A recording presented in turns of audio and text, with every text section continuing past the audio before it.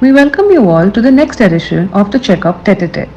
At the Checkup, we regularly bring to you exclusive video interviews and podcasts with renowned medical professionals across different fields to give you a glimpse of their lives, careers, and what motivated them to rise high and make a name for themselves.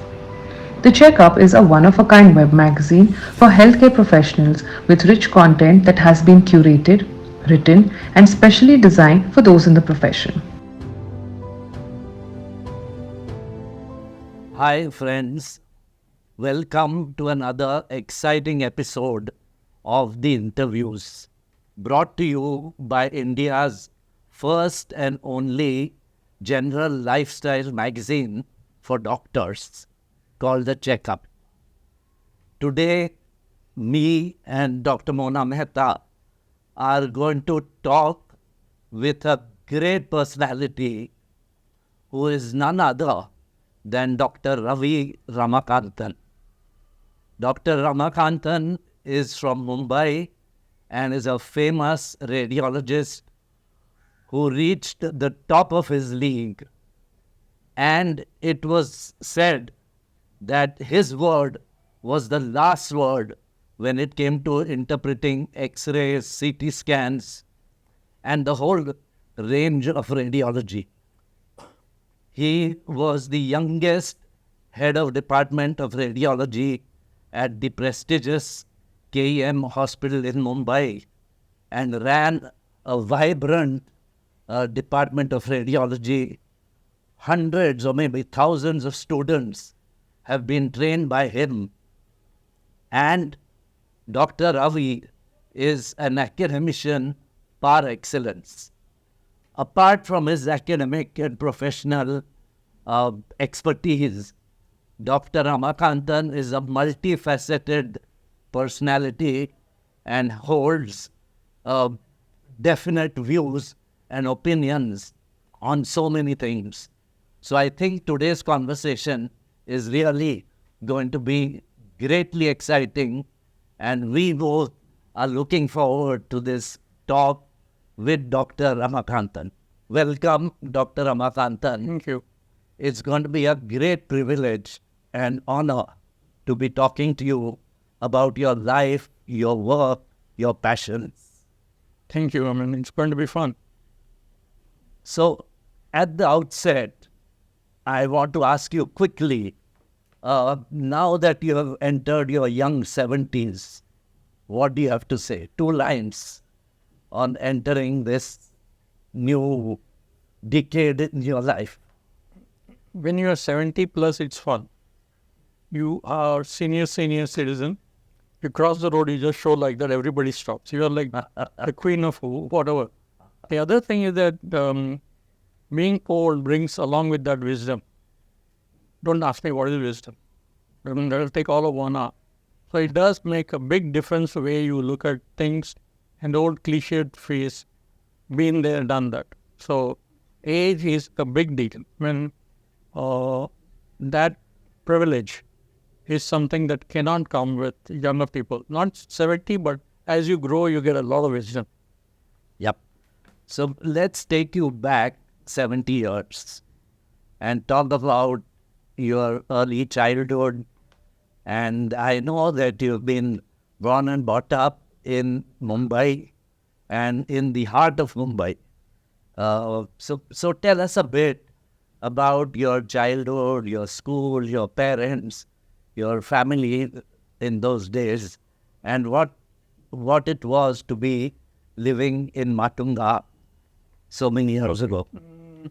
I was brought up in a joint family, South Indian joint family. We speak Tamil.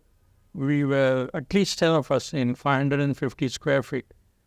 It was a privilege to grow in a joint family because two very important people. My grandfather, who was a nationally known education, he was the first one to get a graduate degree from his village.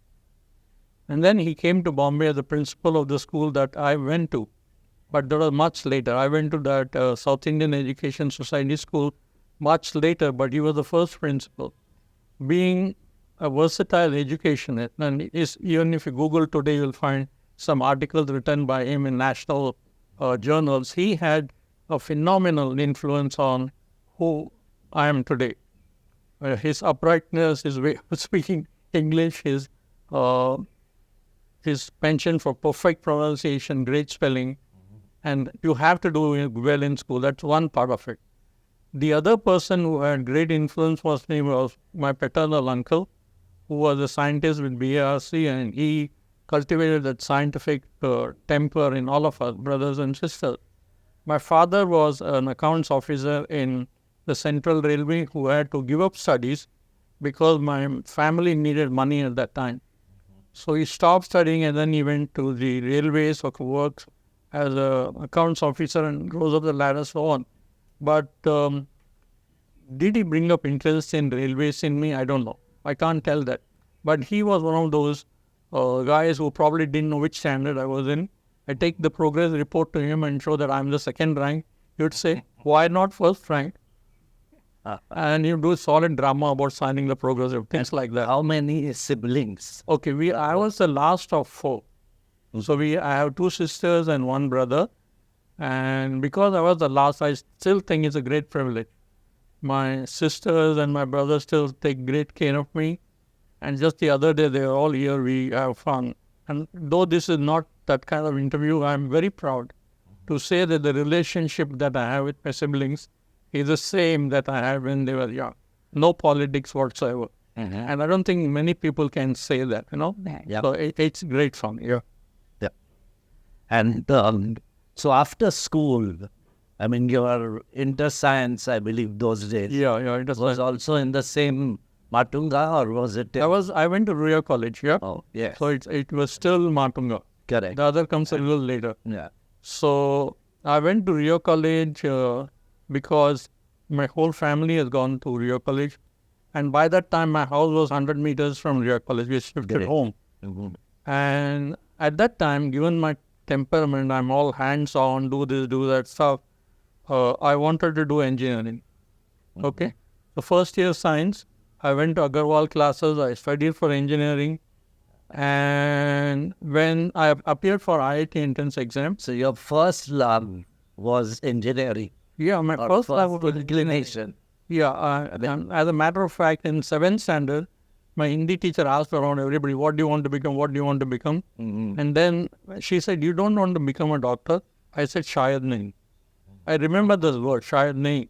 Anyway, so I appeared for IIT entrance exam and I got mechanical engineering in Kharagpur. Okay. And by that time, the earthworm had changed my mind. We had to dissect the neural ring of the earthworm. And I dissected it very well, very well. So what the demonstrator said, you're a brilliant job. That dissection made me want to do more dissection. And I sort of said, to hell with IIT, who wanted to go to Kharagpur? So I could change it. I mean, the system was so different then. Correct. So first year science, I was all engineering. By inter science, I was in medicine. So it's only because of that stupid earthworm. And no care about patients. I want to help humanity. None of those stuff. I want to dissect. And I came The fascination of that neural ring. So I'm not exaggerating. That neural ring of the earthworm made me a doctor. And then you joined.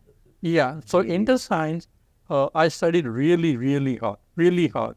I'm not one of those guys who can read once and remember everything. I had to work hard.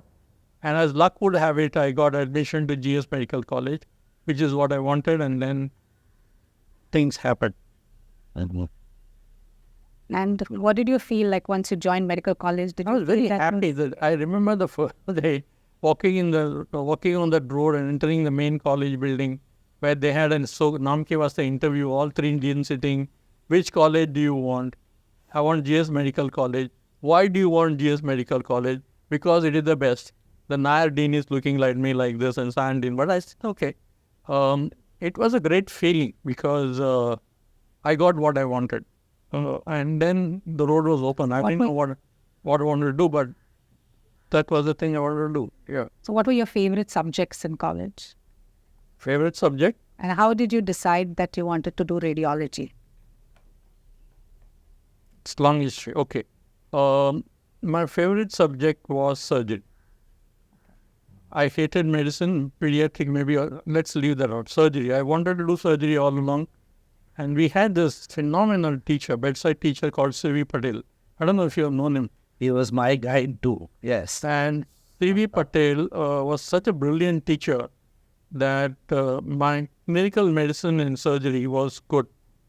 And we had P.A. Kali in medicine, K.G. Nair in medicine.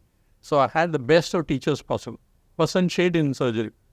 And anyway, so I wanted to do something in surgery, and given that I had this want to do hammer and nuts type of guy, I said I want to do orthopedic surgery. If I do surgery, and I knew I could do orthopedics, so I said I will do orthopedics. Question, why did I do radiology? Right. So I failed in medicine in third MBBS. Because of that one failure, I lost marks in aggregate, 20 marks in aggregate. And so when I applied for orthopedic surgery, my corrected mark was 234. And the person who got that orthopedic post was a girl by the name of something. She got 235. Okay. And this girl took up orthopedic surgery and gave it up after 6 months. So I lost orthopedic surgery first time by 1 mark. I applied again for orthopedic surgery. I was nowhere in the picture. I didn't want to do any other surgery, not neurosurgery, nothing. So I said, no orthopedic surgery, what should I do? Interesting. This is the part that is the most interesting part. So I said, I will do health physics in BRC. Okay. I thought I'll go to BRC and do health physics. I was all set. And one evening, I was coming out of Lido. You know Lido? The theater. You don't? Theatre. The lavatory in front of the dean's office. So I was coming out of Lido and I ran into this guy called Vinod Mittal. No, Vinod Mittal is an orthopedic surgeon. And we used to play basketball together. I played, he pushed. So Vinod said, hey Ravi, tere ko kya ho gaya aaj? So I told him the full story. And in those days, orthopedic surgeons did an allied in radiology because they thought that they'll learn something. This is an easy post. So I asked him, so he said, why are you like this? I said, this is the story. He said, Ravi, sun barabar. वो सब छोड़ दे. तो radiology का कुछ काम धंधा नहीं है, time pass है. I don't know what happened. I said, okay, I will apply for radiology. So I came to radiology because of basketball.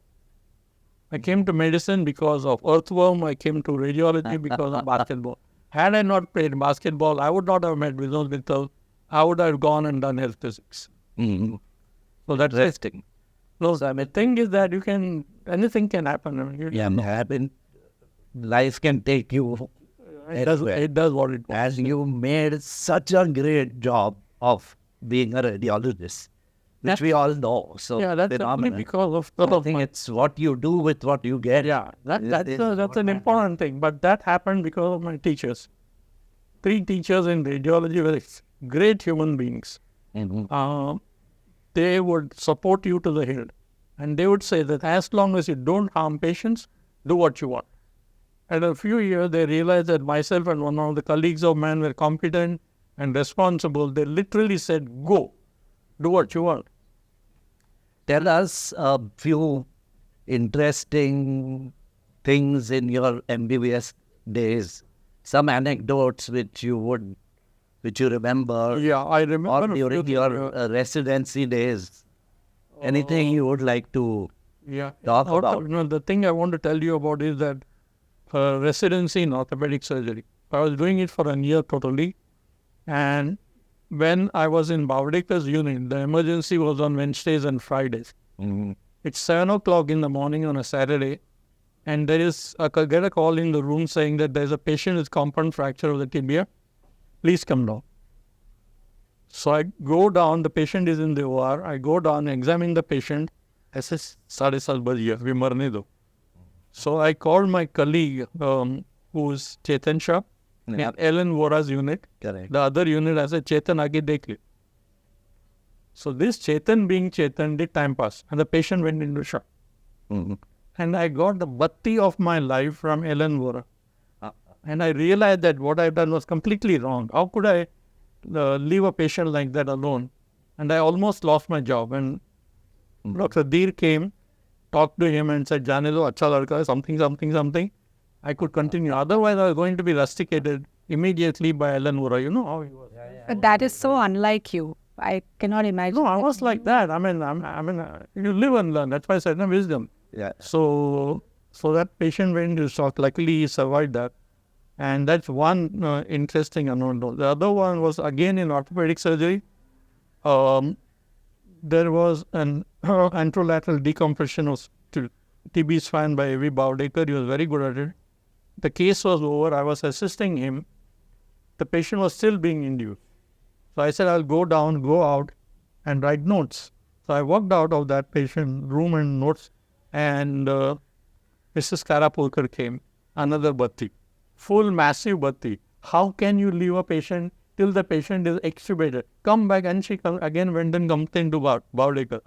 So Bowdekar, apply he jau diya tha. So another thing that I learned in that. And so both these are negative, but there's many good things. That's a different thing. The one thing that I learned in radiology again was we had this brilliant radiologist, a vascular guy by the name of Dara Kuka. He was a brilliant interventional guy and a great human being. So one Saturday morning, he comes, Ravi, come, let's go and see that patient in Ward 5. So I went with him, and that femoral puncture was infected. I had done the case. He looked at me and said, Ravi, this should never happen again.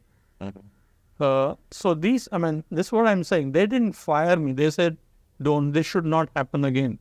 And I would repair machines in the evening. I was in the department all the time, even as a resident. So I was repairing some machine, and the head of the department, she walked in and she said, Ravi, what are you doing? I said, I'm fixing the machine. I know how to fix it, whatever. And that remained in her head for a long time. And even when she talks of Ravi Ramakanthan, she would say, I have seen him repair the machine at 6 o'clock in the evening. It was fun. Your reputation was a hardware guy. I know. And we all have seen you in the department taking down the parts of some machines and trying to repair it. Fun. That was And that's another aspect of which we could talk. But let me go back to undergraduate medical education. You joined MBBS which year? It was 71. And so we are now almost 50 years later. What do you think is wrong with medical education today? You've been a doctor, you've been a teacher, you've seen it all. And how do you think of medical education in India today? I will talk about KEM first in particular. Okay. I had, without exaggeration, the best teachers possible. P.A. Kale and C.V. Patel in junior clinical, and then K.G. Nair, Vasant Sheth, and who else? Devdar. And we had this lady called Hina Rajdev. You know her? She was a surgeon. And she taught me so many things. And even now I keep in touch with her off and on. And so we had completely committed teachers. That's the most important thing. Teachers who are honoraries would be in the hospital longer than full-timers, and they love to teach. They're good in their work. They teach. And you knew nothing else. You knew great teachers all your life. And that was complete inspiration. I told you about radiology, undergraduate surgery, medicine, orthopedic. Orthopedic, my God, we had a short term, all three heads of units. Ellen Vora, then Bansali, and Bowdekar, all of them would teach a second MBBS student like nothing. All the time they are teaching. There was never a single class at 8 o'clock in the morning. I remember Sunil Pandya taking a neurosurgery class on hydrocephalus. Right. I remember Rumi Jahangir, Usekar, Muscati, all of them would take that 8 o'clock lecture. Not one lecture was ever missed. And the room was full. It was like school, like college. Everyone attended, everyone took lecture. And when you would go to the junior clinical term, you go to the clinics, everything was done thick pack. You had to maintain, we were assigned patients after the emergency, there was a monitor. You had to write notes, the notes were checked, and you had to know everything. So that was medicine.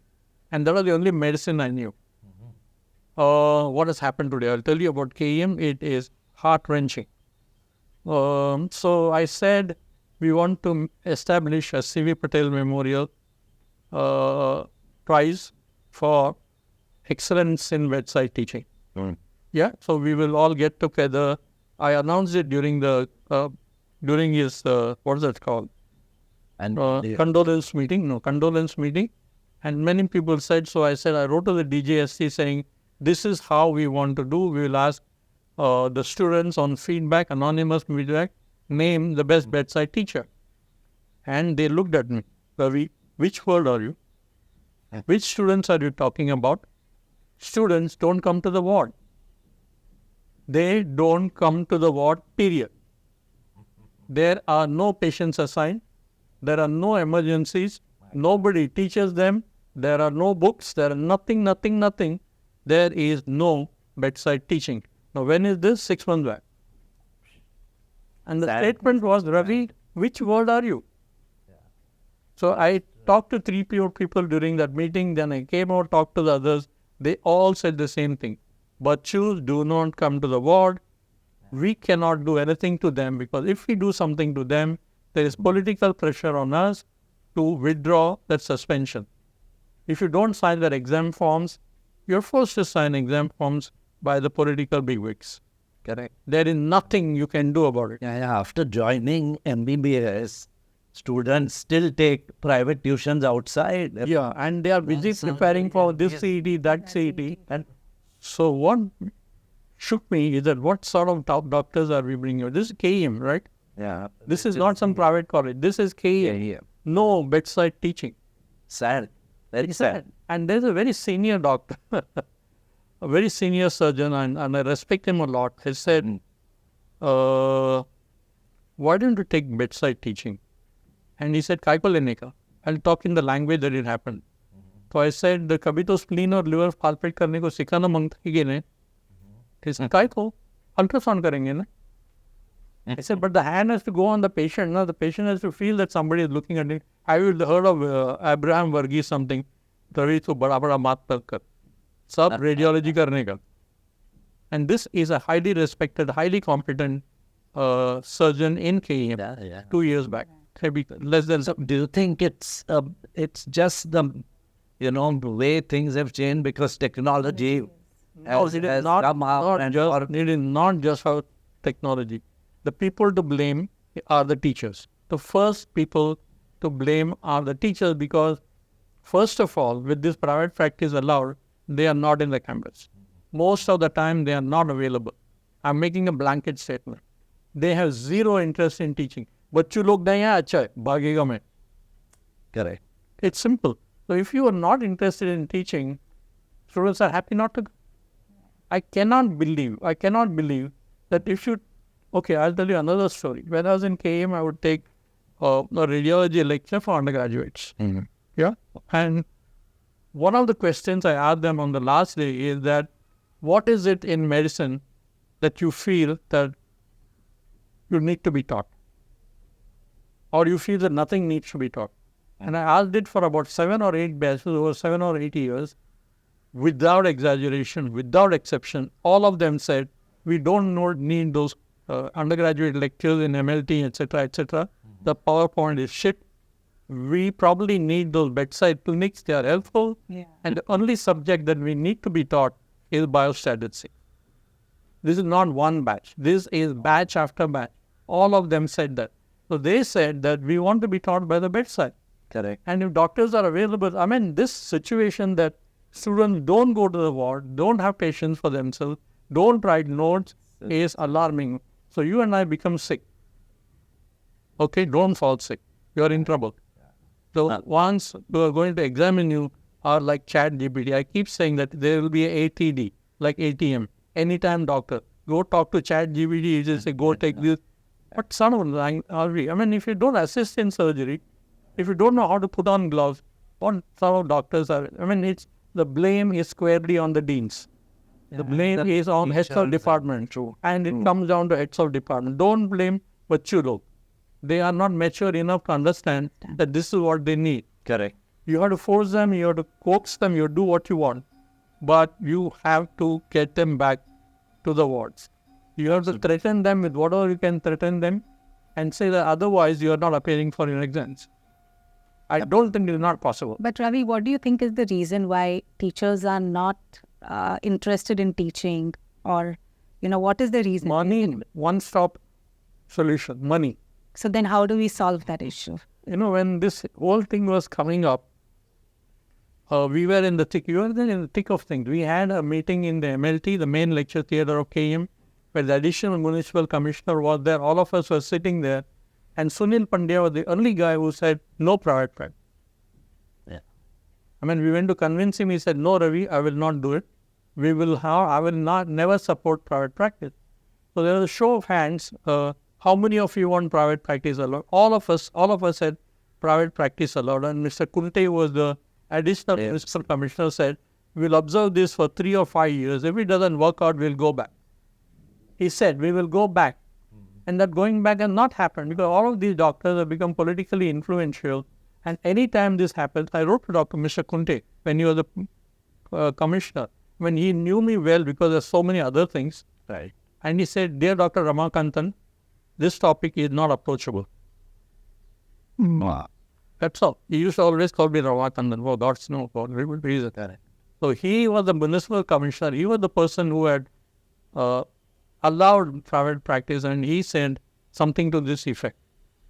Yeah. Not approachable. Quite a hodgepodge. It's a hodgepodge. Neither here nor there. But the thing is that with the cost of living going up, with children's education being so expensive, just giving you living in the city of Mumbai. So then how do the doctors balance? Simple, no? Either Anyone asked you to become a full-time doctor? No. You chose to become a full-time doctor. Right. You know what the situation was. It was not like my time, no? It was my highest pay was some 40 or 50,000 rupees. Now it's 3 lakhs or 2 lakhs. Husband and wife work together. You are allowed private practice after 4 o'clock. It's still possible. Well, this is great. Basically, you can balance. Be in the hospital for 6 hours, teach, do what is required, go into private practice. It may be tough for surgeons to do that, but it's still possible. Right. And as I said, nobody forced you to do that. You took a job. I made this statement in meetings. Correct. You are not doing a favor to anyone by teaching. It's a bloody job. Yeah. You have to do that. Or your liking. Or your... Yeah, it's a calling. So how did you choose to become, after your MD? Yeah. Then you decided, and you had it was simple for me. illustrious long career as a full-timer. I didn't want to be a private practitioner because of cut practice. I knew that if I go into private practice, I have to do cut practice, but I was more interested in so-called research. That was there in my head. Correct. And perhaps teaching, I'm not sure. But once I progress higher up, there was immeasurable joy in teaching and seeing others grow. Correct. I can't tell you that if I have to live again, I will be a medical teacher. Yeah. Absolutely. That is phenomenal. Hello, hi. So we are continuing part 2 of this exciting interview with Dr. Ravi Ramakanthan, a famous radiologist, a great teacher, academician par excellence. So it's a pleasure, Dr. Ravi, to be talking to you again. Thank you. In this part 2, the part 1 was great. So let's now talk about your days as a faculty member in the radiology department of KEM Hospital. And I believe you were there from 80 to 2010, so almost about 25, 30 years. So, I remember a part of those years, I was a resident doctor in KEM doing my MS and then MCH. And I used to finish some work at 8:30 and come to the X-ray department and find all the lights out, but the tube light on at the last room. And I used to wonder who's there and come in and see you are sitting there reading something or writing something. So we remember you as a very hardworking, dedicated person, publishing a lot of papers, and I know you have several international publications to your credit. So at those days, there were no laptops. I don't think there were desktop laptops. So tell us a bit about your interest in academics and a little bit about your being a teacher and being a mentor. Some of your students have told me even more than a teacher, he was a mentor to a lot of us. So tell us something about Yeah, these things, none of this was planned, or I didn't have this in my head. I think all of them evolved over time. And I said that my interest in the department, forget radiology, my interest in the department um, was initiated by my teachers. I would see them and I heard stories of how hard they have worked. I would see images of things that they have done in their days. Interventional procedures on the heart, interventional procedures in the head, and listen to stories that they would tell. Pramod Phadke was my registrar. I was a houseman, he was the registrar, and he sort of primarily inculcated in me the need for keeping records. So we started keeping records, and when you keep records, automatically data flows in. And one thing led to another, and it so happened that very early in my life, I mean, when I was a tutor, the registrar and a tutor, there was no one above me. So Ravi Ramakanthan tutor, no one above me. The others had retired or got left and gone. The one lady was the head of department, she also retired.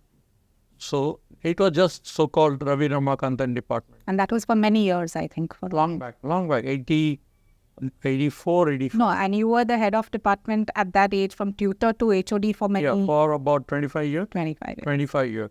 So I was then so-called acting head of department. So everything on my responsibility on my shoulder, I never felt it as a burden. Never, ever.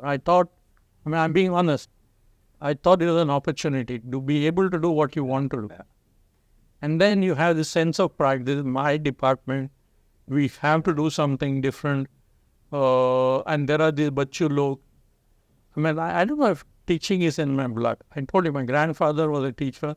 Virtually everybody in my family has been teacher of sorts. So if I am considered a good teacher, it's innate. It is not something I have cultivated. I keep saying that there are many good teachers, but great teachers are born. I still believe that great teachers are born. You cannot make a bad teacher into a great teacher. Right. The MET cell can say what it wants, but great teachers are different. Interest in Bachu Log, because it was so much fun. The one thing that still drives me in radiology is interacting with Bachu Log. And it was so much fun that I started writing these one-page essays under the title of Chairman's Corner. Most of them relate to what happened with students. They were always stimulating. I mean, they may not work, they may work. Some of them are good, some are indifferent. But in multiple indefinable ways, they made my life. And if I retire now, the one thing that I will miss more than radiology is interacting with Bachulu. And one thing leads to another. I mean, then they go out of the department and someday they'll come back and say that, sir, you remember I was doing this and you said this, therefore I did this. All that Ramayana will come back. And then you realize that somewhere in your life you're doing the right things. That is why I cannot understand why people don't want to teach. Teaching is great joy. And I believe that there is somewhere in Sanskrit that is said that those who have and don't give, and those who know and don't teach, will be born as something in the next jana. I mean, they're all along. So, and the other thing that, I mean, it's not a question that you directly asked me, but I have to say this truthfully, completely truthfully. The one thing that makes me really happy Mhm. is something that I do that makes somebody else really happy. Yeah. I mean, if I do something for somebody and that guy becomes happy, that gives me more joy do something for myself. I mean, this is not altruism, it's there. I mean, for example, my trains, for example, there's one boy said, Ravi uncle, will you give me that locomotive? I mean, I don't share locomotives easily, but because he said that, I gave it and I felt so good that this boy will be happy that he has taken his stuff from me. A doctor. Was he a resident doctor? No, he was a 12-year-old boy. Okay. Vinita Salvi's son, Dusha. Yeah. So how did you develop this passion for model trains and things He like would come home, no? Since the age of 6 years, he was my son's classmate and he's Vinita Salvi's son. Okay. So you know Vinita Salvi. Yeah. So Tushar Damani was most of the time at the He's asking you how you that's you developed a passion. So I Then told we you must about this. tell I our told you about viewers this. Yes. Uncle of that. mine. No, so we need to tell our viewers that one of your great passions is developing, making, putting together model train? model trains. You escaped a slap. Okay. Luckily, you don't say toy trains. Yeah. You said Model trains. Toy trains is different. Different. Model trains, and I know that you have asked so many people who went to Germany that when you go and they've asked you what can we get for you, and you said you go to maybe Berlin, wherever, and get one particular carriage or locomotive or something. So yeah, tell us about this.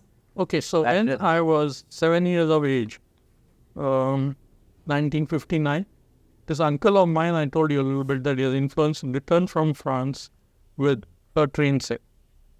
And he probably knew. Even those days, I was playing with mechano and I was pretty good with nuts and bolts and screws. That's why maybe orthopedic surgery. You did the same with the interventional radiology equipment and the procedure. Yeah.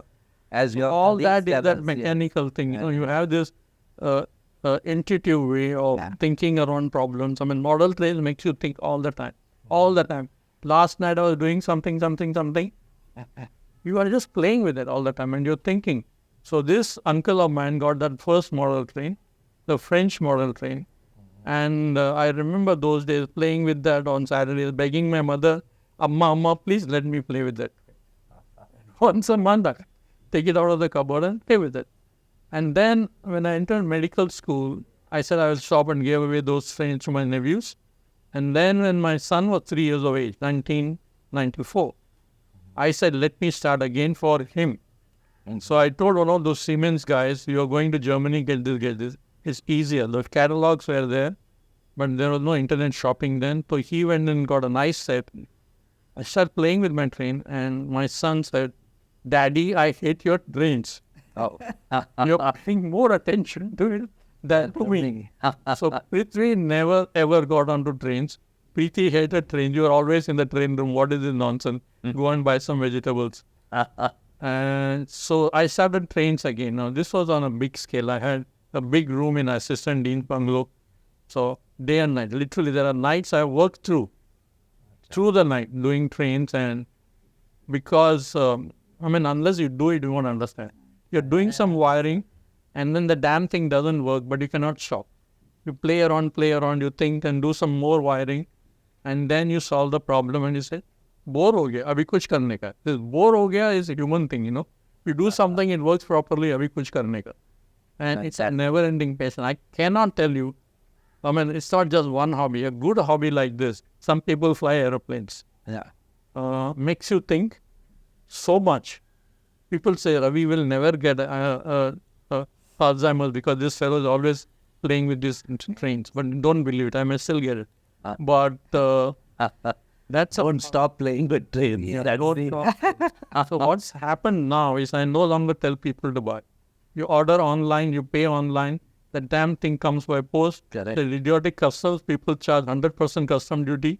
But luckily I have money now that to pay for. So I get what I want. I'm just tracking some shipment now today. I'll get some more. The only thing I need is another house. And a big room. Otherwise, hopefully we'll get a chance to see about it. I can come. I told you, 500 euros to see 1,000 euros to come. Okay. 18 euros. Yeah.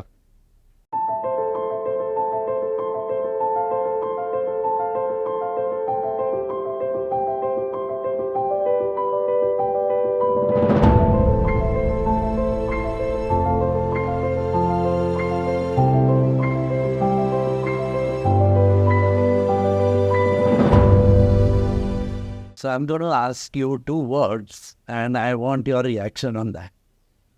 One is Paityam. What do you have to say? And the second is Tambi. So, Paityam in Tamil means pagal. Okay. So, that's very prominent again in my close friends. Srinivas Desai, who is chief at Jaslok, and Jagdish Mode, who is chief at Hinduja. So, they know enough about me, and they purposely call me Paityam because they, from the bottom of my heart, of their heart, believe that I'm pagal. I mean, even today they say, "Hey, Paityam kya karta hai?" So it started from that. I think Srinivas Desai started because I was not willing to leave KEM at that time and get into private practice. Then it sort of went about.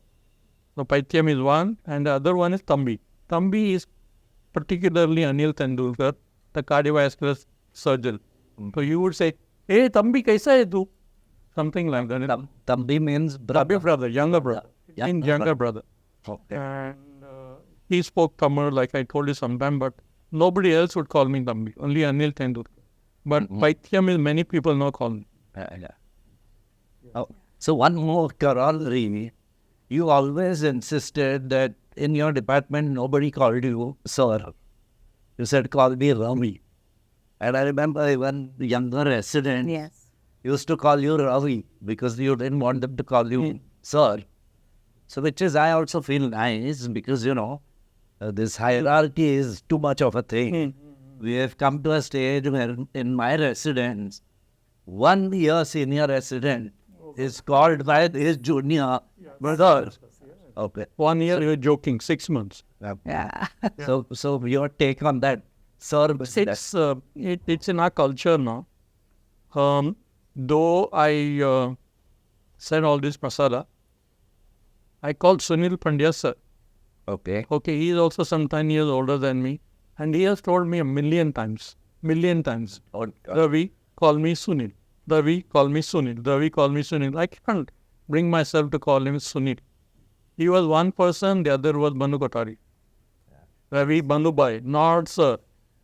So that doesn't work, It's truly because of respect. Yeah. It's not because of hierarchy, because they are sir, because they are teachers. Correct. Not because they are singing.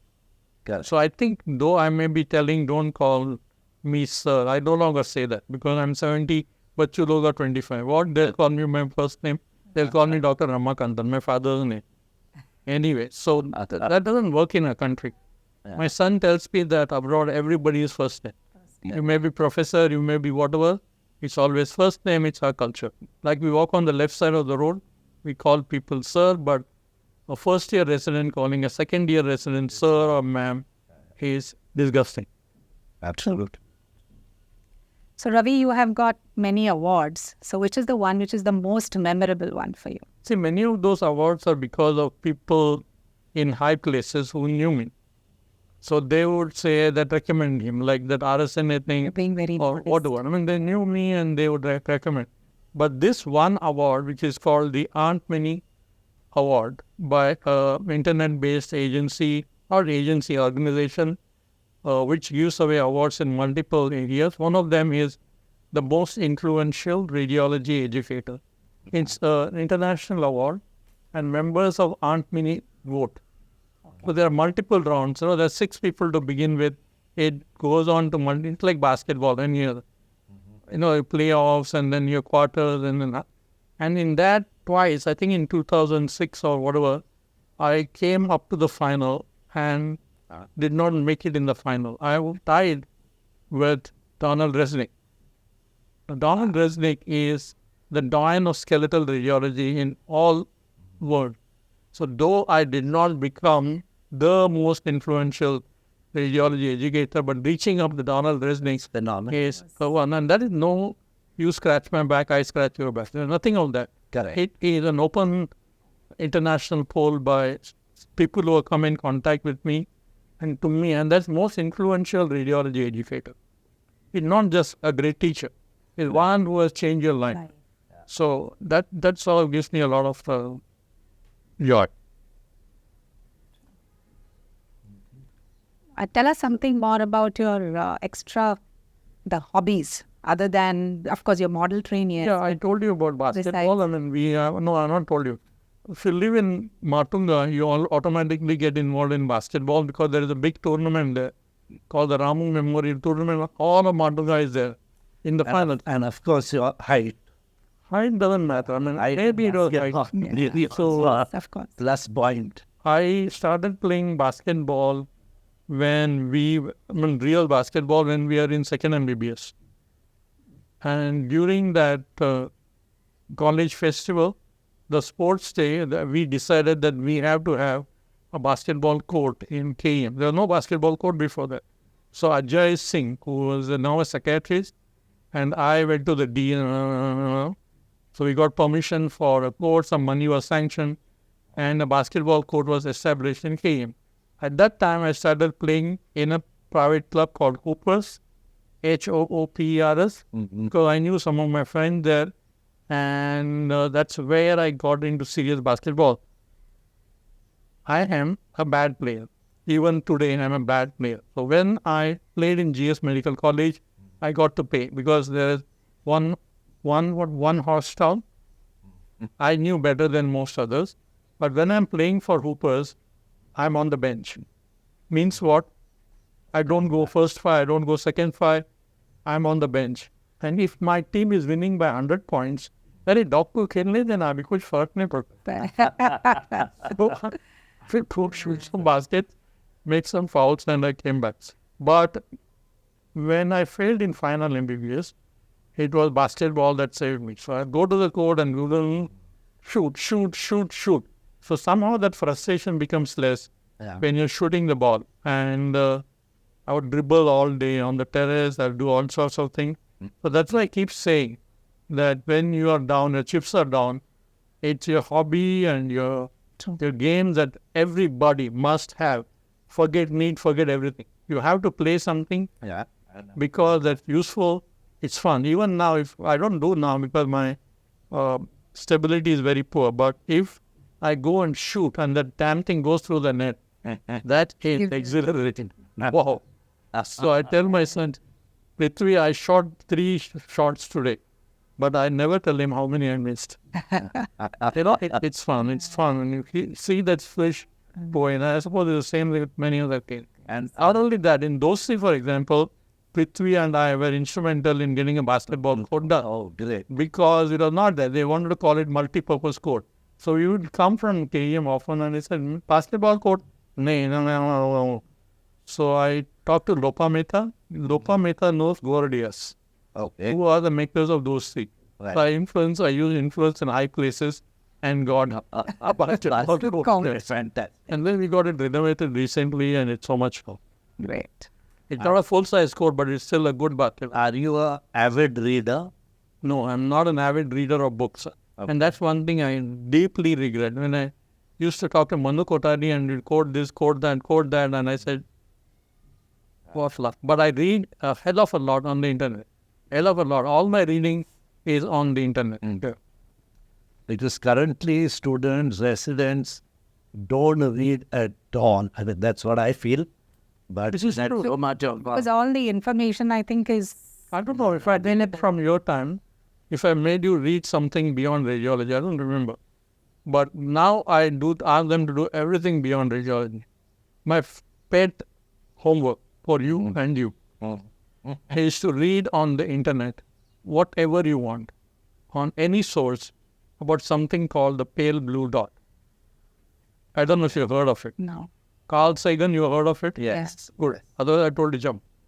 So read about the pale blue dot and write a 500-word essay for yourself about what it has meant to you and how it may change your life or attitude towards life. The pale blue dot. Fantastic. You Google pale blue dot. Good for our viewers. Very Also, so I to did look it. it up and Yeah, I did it with the residents in Kokila Ben and KEM, and I got some nice responses. There's a general theme that you see, but one of the girls said, "Sir, this is the first time after 8th standard that someone has asked us to write an essay.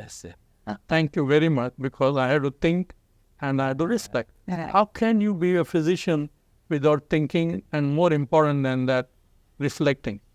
So this is something I do very often. The other thing I did was I have told residents to write an essay. This is another thing I do. I tell them in any language you want.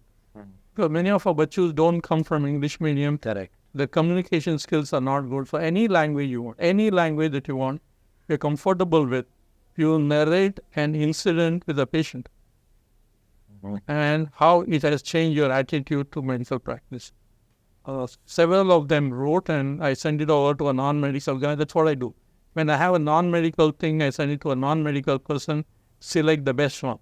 So some prizes are given to them, but so I like to do a lot of non-medical stuff, because they don't read anything.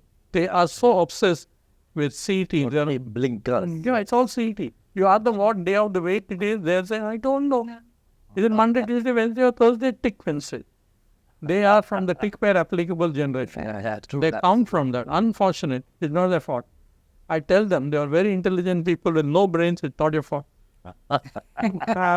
You come through that. You know, from junior KG, they are going through entrance test. Can you believe, do you know that if you want entrance into a junior KG, there are tuition classes for pre-junior KG. There are classes there. Bombay Scottish, they will ask you these questions. Crazy. I mean, it's crazy. And then they are going to tuition classes. Mothers are hovering, fathers are hovering. Hurry, do mark from paisa in life. Sad. Absolutely Sad life. It's unfortunate. And I talked to Avinash Supe. I said, what is the need beat business? What is the nonsense going on? He said, Ravi, listen to me carefully. You give me an alternative and I will implement it in MCA. I said, no alternative. How do you do it? You let their own people select, there will be all corruption. In our country, it's the done thing. How do you let people go through interviews and then say, you are better than that, and not then there not be corruption? Unfortunate.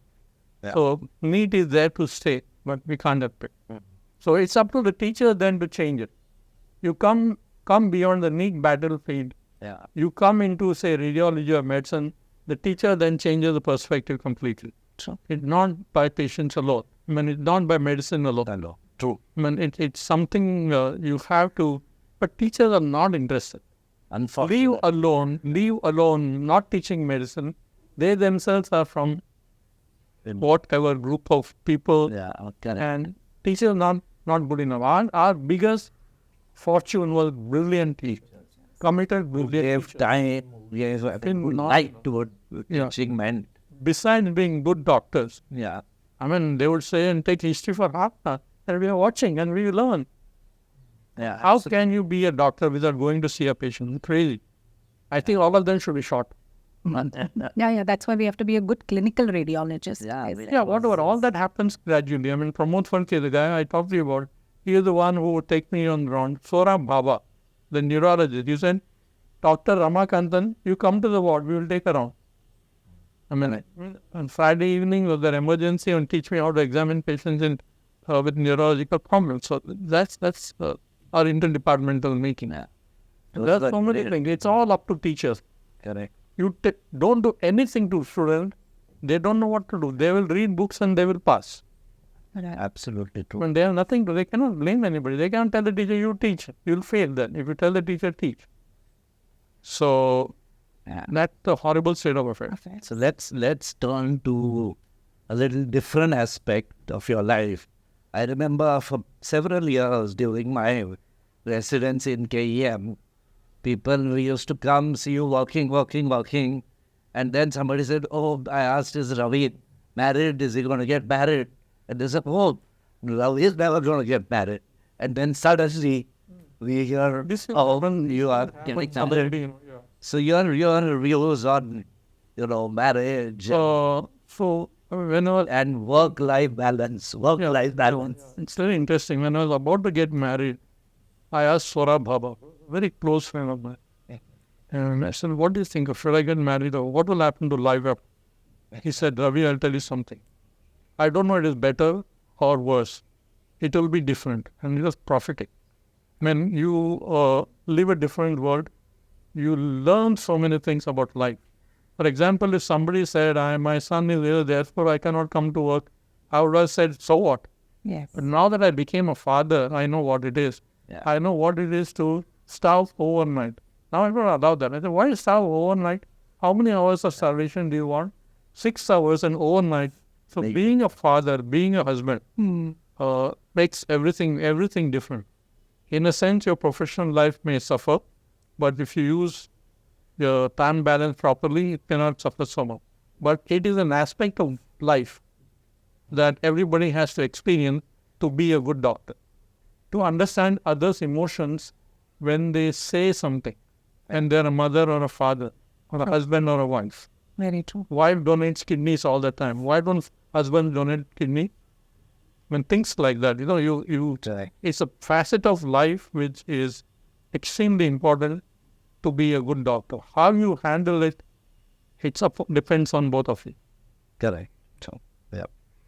So what occupies you now in your this phase of life? What keeps you busy?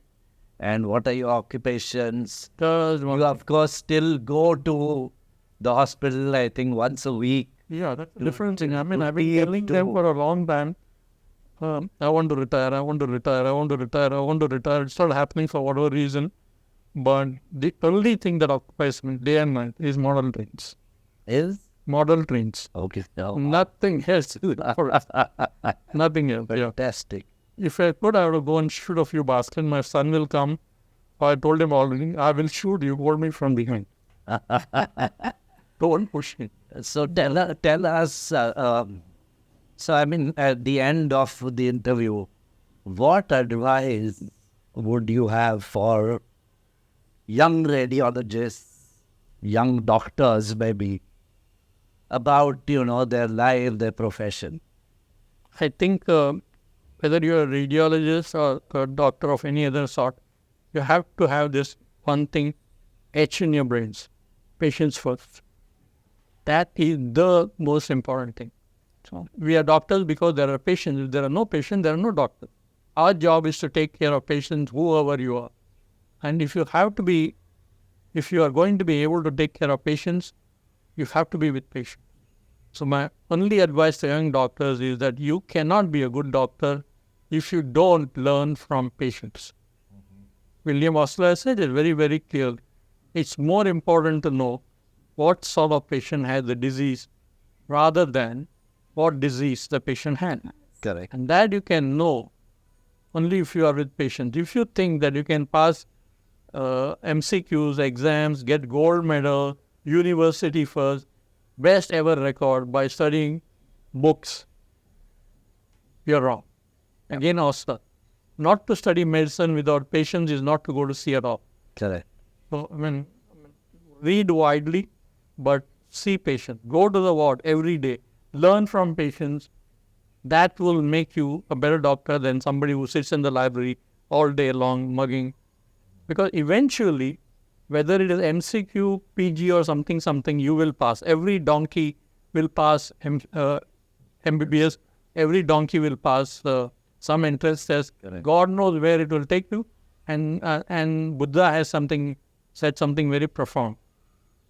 The past is gone. Yeah. The future is uncertain. Live in the present moment.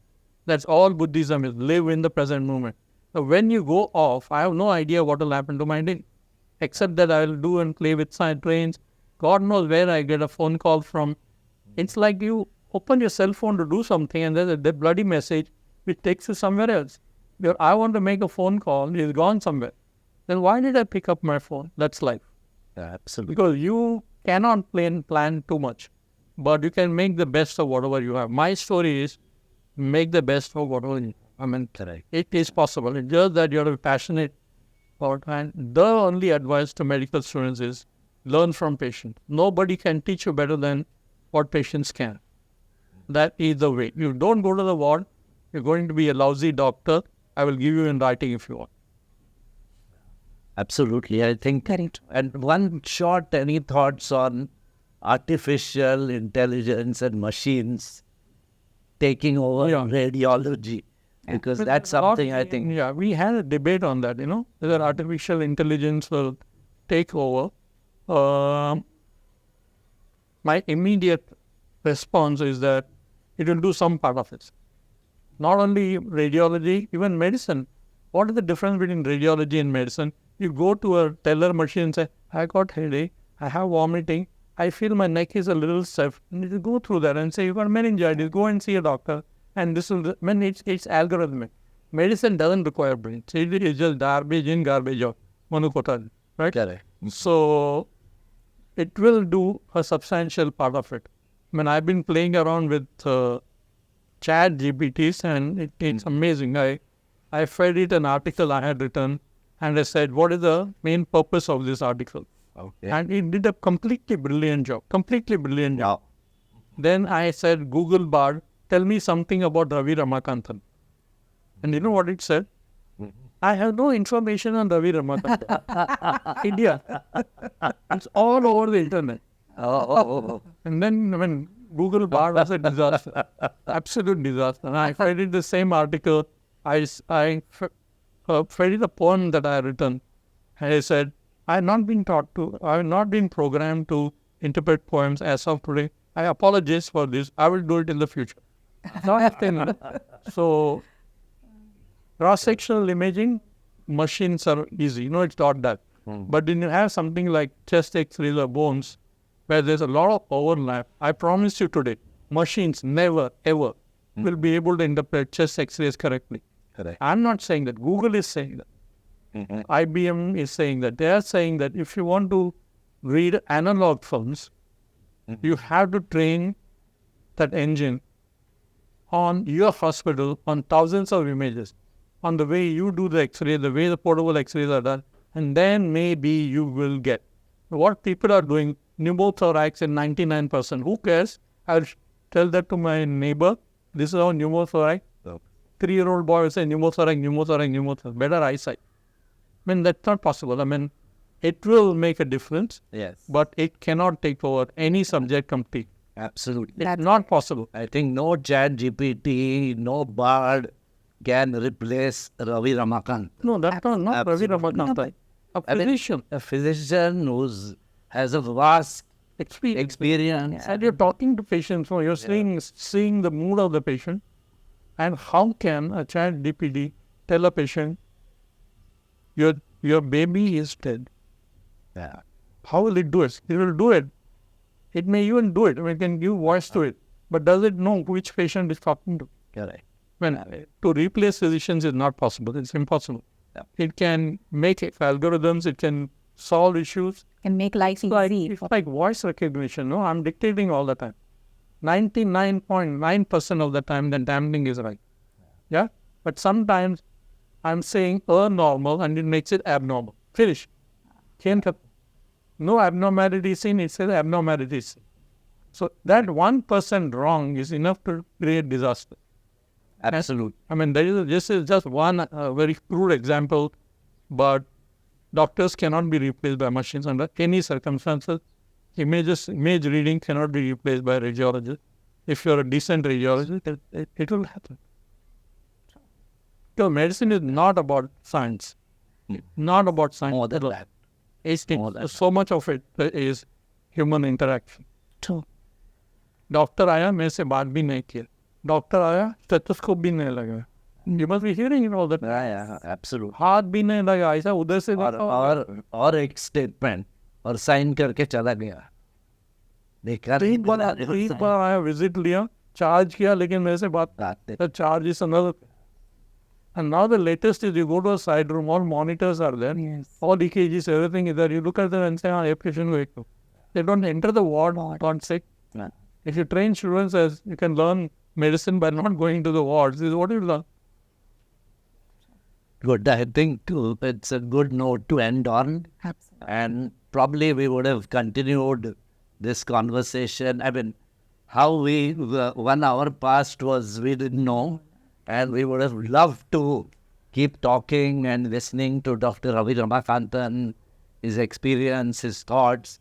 And I'm sure we are probably going to come back and do one more interview with you about chat GPT, intelligence, and so on. But thank you, Dr. Ravi. This was a great session. And it was I'll wonderful, just let you have wonderful catching up with you. Okay. And to meet you after so many years. Thank you very much. Thank you, Dr. Ravi. Thanks a lot. You didn't say so, huh?